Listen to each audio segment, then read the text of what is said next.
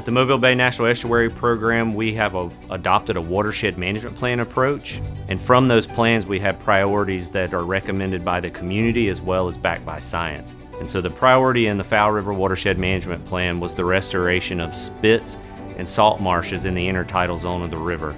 So from there, in 2016, we then embarked upon a comprehensive marsh study. This multi-year study is the most comprehensive assessment of a coastal system that we know of in the Mobile Bay watershed. From there, we understood what the stressors were, and from there, we can start to design solutions to mitigate those stressors.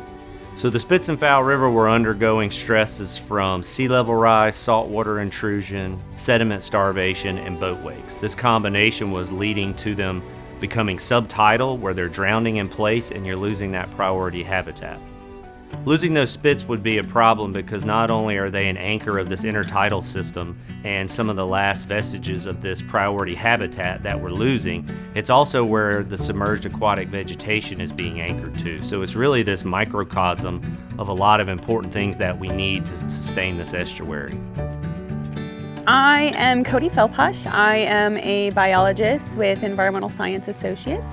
We are doing submerged aquatic vegetation surveys and making sure that they're making a good comeback. They're important because it provides a fish nursery for the juvenile fish. So it provides a lot of good habitat for the fish species and other crustaceans out there. So the restoration strategy for Fowl River was to literally put sand back in the hourglass and raise the elevation of these marsh platforms. That is going to buy time to mitigate sea level rise and to compensate for these boat wakes that we know are putting stress on the edges. We put in wave attenuation systems. The marsh spits in Fowl River have a lot of submerged grass around them, and so from a permitting perspective, we couldn't just go in and put a lot of rock or traditional riprap that people often see. We had to get creative, and so we designed these timber wave screens, and so these have a much smaller footprint of impact in the river, and so they stand as a vertical fence to offset that wave energy, to dissipate it without reflecting it back onto adjacent properties.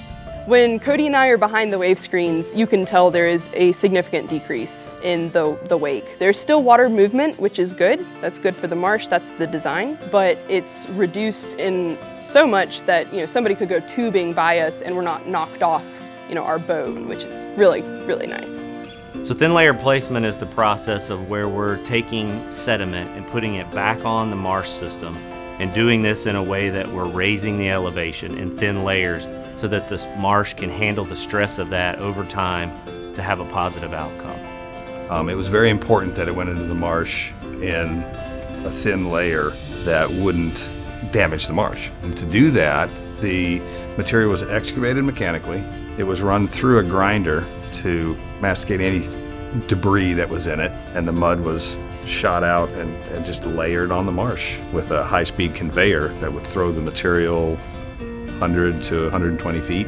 It was a very engaging project. It was interesting. It required, again, collaboration with the Corps, NEP, and of course all the stakeholders on the river.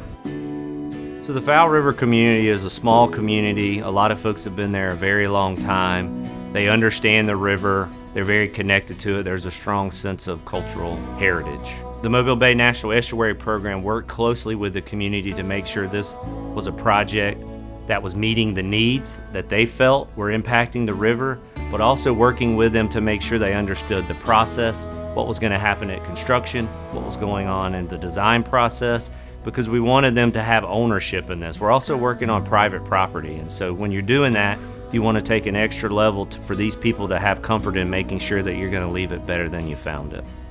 We wanted to make sure that we had constant communication with the champions in the community, as well as through any groups that they had to disseminate this information. So we held multiple outreach meetings in the community.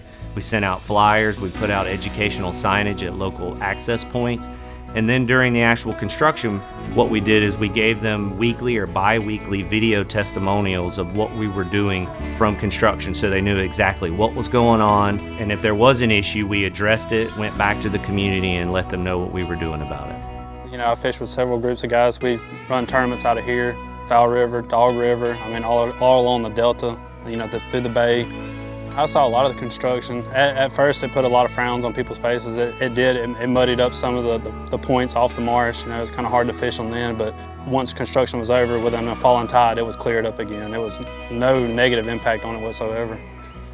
I believe personally the fishing has gotten better because the spits act as a secondary structure for the fish and for the bait and everything, which find the bait, find the fish. So, I mean, it acts as a secondary structure for the marsh.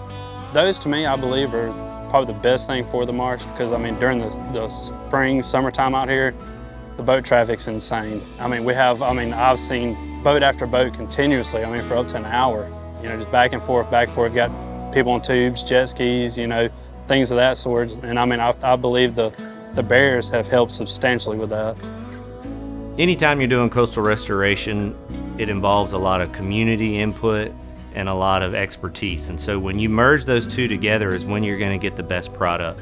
Something that's going to solve a problem and something that the community can be champions of and want to encourage others to do these types of solutions in their own backyards.